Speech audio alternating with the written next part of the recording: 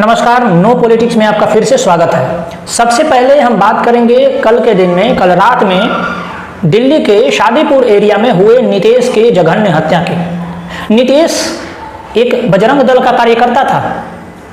वो गली से आ रहा था, वो और उसके दो साथी और थे। रास्ते में बाइक वाले उससे क्रॉस करते हैं और उसको कुछ हूटिंग करते हैं, कुछ गालियां बकते हैं। वो हाथ दे करके उसको रुकवाता है। रुकवाने के बाद दोनों पक्षों में मारपीट होता है और गाड़ी पर जो बैठे हुए व्यक्ति थे, जो लड़के थे, वे शांति प्रिय समुदाय के थे। मारपीट होने के बाद वो जो गाड़ी पर बैठे हुए लोग थे वे जाते हैं और मस्जिदों से ऐलान करके लोगों को इकट्ठा किया जाता है। उसके बाद पीट पीट करके जघन्य हत्या कर दिया जाता है नितेश की। उसके बाद दिल्ली के डीजीपी श्वेता चौहान का बयान आता है कि सबसे पहले शुरुआत जो थी वो नितेश ने ही की थी। एक तरीके से जो पीड़ित है उसी को इसका मास्टरमाइंड बता दिया जाता है, और जो हत्या करने वाले हैं, जो शांति प्रिय समुदाय है, जो इस तरीके के अपराधों में अपने आप को सम्मिलित होना जन्नत का टिकट बुकिंग समझता है, उसको इस बार भी बचाने का प्रयास किया गया है। पिछले सप्ताह आपने देखा होगा कि जम्मू कश्मीर के जो डीजीपी थे जेल, उनको उनके नौकर ने ही, जो शांति प्रिय समुदाय से था, उसने सॉस की बोतल से उनकी नृशंस हत्या कर दी थी।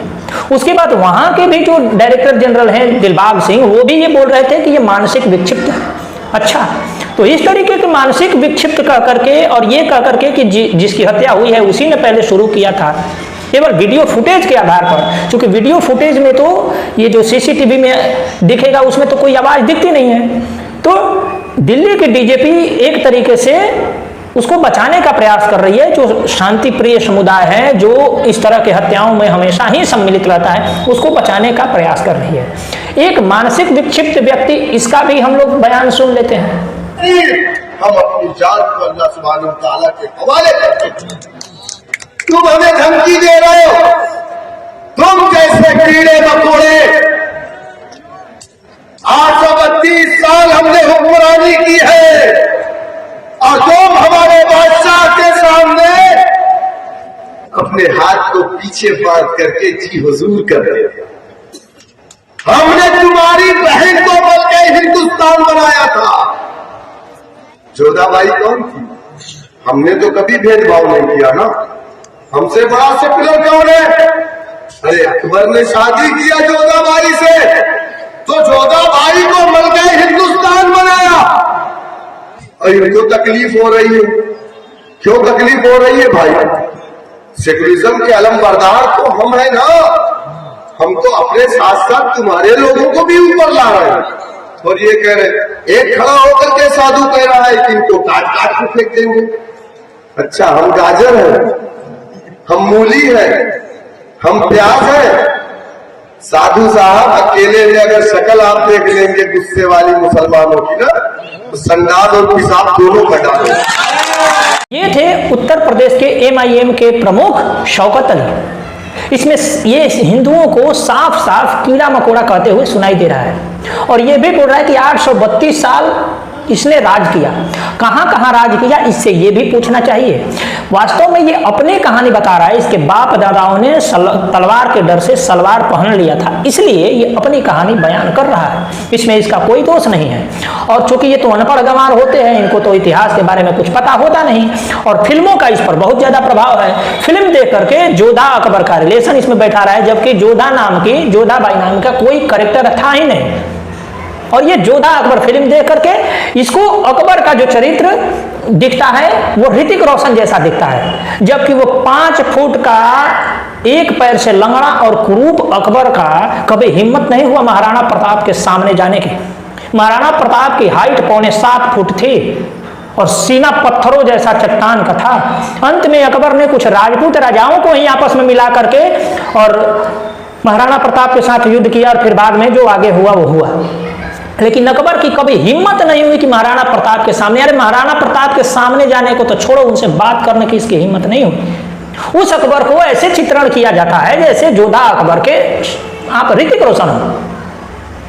तो जब फिल्में देखेंगे तो इसको यही इसके मुंह से उद्गार निकलेगा। अब इसको पता ही नहीं राणा कुंभा के बारे में, इसको पता नहीं महाराणा प्रताप के बारे में, शिवाजी के बारे में। तो जब ऐसे लोगों का ब्रेन वॉश जब हो जाता है, जिसके बाप दादाओं ने ही सलवार पहन लिया हो, तो उसके दिमाग में यही चलेगा, वो अपनी कहानी बयान कर रहा है, इसमें उसकी कोई दोष नहीं है। और मैं एक बात और कहना चाहूंगा उत्तर प्रदेश की सरकार और योगी आदित्यनाथ बाबा से, कि आप ऐसे मानसिक विक्षिप्तों का इलाज अच्छे से करिए। अगर आप नहीं करिएगा ना, तो यही बयान, ये तो बयान दे करके निकल गया, और हो सकता है कैमरा कहीं दिखे तो बोले कि हमारे शब्दों का अर्थ अनर्थ निकाला जा रहा है, क्योंकि नेताओं का तो कुछ होता नहीं है। ऐसों का यदि आप इलाज नहीं करिएगा तो इसी की जो परिणति है वो दिल्ली में नीतीश की हत्या, या गुजरात में, या राजस्थान में, या और जगह जितने भी जिहाद के नाम पर हत्याएं हो रही है, गले काटे जा रहे हैं, इसकी परिणाम इन्हीं हत्याओं के रूप में निकल के आएगा। मुझको लग रहा है कि ऊपर से भी योगी बाबा पर इसका दबाव होगा कि ये इस मामले में कुछ करे नहीं, क्योंकि जब इस तरह की बातें होंगी तभी तो बीजेपी के लिए वोट का पोलराइजेशन होगा। ये भी मेरा आरोप है। क्यों ऐसों पर कोई प्रतिक्रिया नहीं होती सरकार की तरफ से?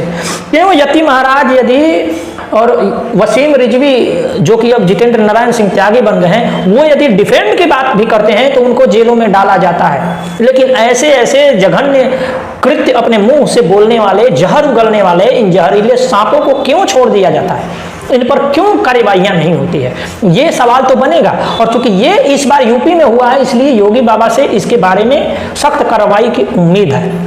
कल आपने देखा होगा कि जम्मू कश्मीर में एक कश्मीरी ब्राह्मण की फिर से हत्या कर दी गई, और हत्या क्यों की गई इसका आप गुत्थी इस न्यूज से सुनिए कि वहां के सरकार में शामिल, वहां के सिस्टम में शामिल, वहां नौकरी करने वाले पुलिस और डिपार्टमेंट में नौकरी करने वाले लोग भी आतंकवादियों से सहानुभूति रखते हैं, उनको सपोर्ट करते हैं। क्यों? जिहाद के नाम पर, क्योंकि उम्मा एक है। उम्मा के नाम पर, जिहाद के नाम पर वे उनका समर्थन करते हैं। और ऐसे 5 लोगों को बर्खास्त किया गया है, उनके नामों को आप ध्यान से पढ़ सकते हैं।